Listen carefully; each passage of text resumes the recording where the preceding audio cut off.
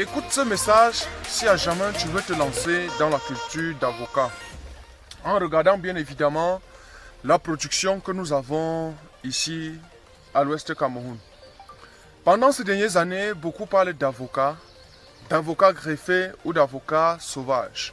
Dans les deux cas, je pense que c'est la culture la plus rentable, que ce soit un avocat greffé ou un avocat non greffé. Je vais te donner dans cette vidéo une démarche à suivre chaque fois que tu as un avocat comme ceci.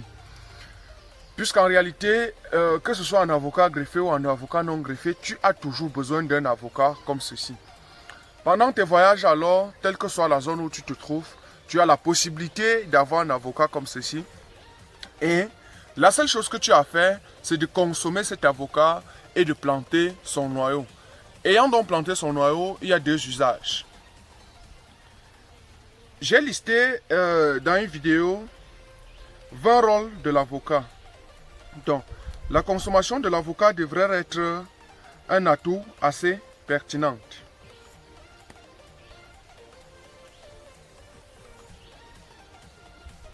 Donc voilà à peu près ce que je parle en termes d'avocat.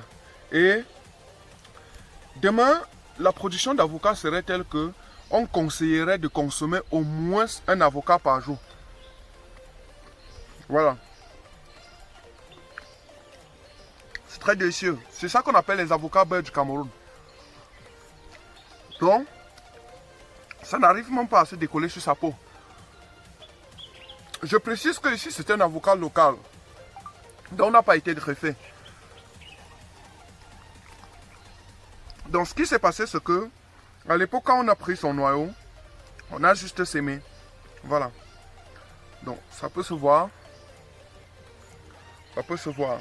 C'est des meilleurs avocats que Jean-Paul Pougala ou bien que ce soit Bernard Djonga appellent des avocats beurre du Cameroun. Et voilà.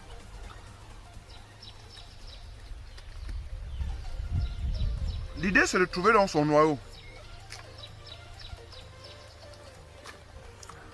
Chaque fois que vous avez dans un noyau comme celui-ci, vous pouvez la mettre en pépinière ou bien vous pouvez directement aller planter au champ. Dans le cas où vous allez directement planter au champ, ça vous donne un noyau, un avocat sauvage, qui tend à être les caractéristiques de l'avocat que nous venons de consommer ici ensemble. Mais ce ne serait exactement pas ça à cause de l'environnement qui est variable. Parce que tu pourrais prendre ce noyau d'avocat à l'ouest Cameroun et tu t'en vas donc planter dans la région du centre au Cameroun. Alors, tu n'auras forcément pas le même résultat que ce qu'on a ici parce qu'on est dans un climat chaud. Mais néanmoins, tu auras une certaine production parce que c'est l'avocat sauvage et en science, on tente de dire que ce sont des plantes hermaphrodites. Donc, la production va toujours être à jour. Mais plus encore, tu peux planter ce noyau sauvage en pépinière, c'est-à-dire dans un sachet, tel que tu vois ses racines, ça va germer, ça va donner une certaine tige et tu reviens donc dans un avocat greffé, bonne production comme celui-ci, pour récolter des greffons que tu t'en vas greffer et en 3 ans, comme tu vois cette plante ici, tu auras pas moins de 100 fruits, comme tu constates. Et peut-être 100 fruits là, à ce jeune âge, évalué à 100 francs, ça te fait 10 000 par plante. Et si tu as donc 1 hectare, 200 pieds, je crois que ça te fait quelque chose comme 2 millions. Si nous évaluons à 100 francs, mais ce sont des avocats, lorsqu'on sera en maturité, ça va atteindre pratiquement demi-kilo, parce que ici c'est la variété Anaïm. Si ça atteint donc demi-kilo, ce sont même des avocats qu'au niveau de Yaoundé, ou bien à Douala, ou bien à Bafoussam, on commercialise facilement à 500 francs le fruit. Donc je crois que le moment est idéal pour toi. Même devant ta cour, j'ai connu des producteurs qui sont même à Paris, à Marseille, à Lyon, bref en France. Et ils mettent 1, 2, 3, 5 noyaux même devant leur cour. Il y a des techniques qu'on peut enseigner pour limiter le développement racinaire. Ceci permettrait que les racines de ta plante ne savent pas détruire la fondation ou bien quoi que ce soit chez toi.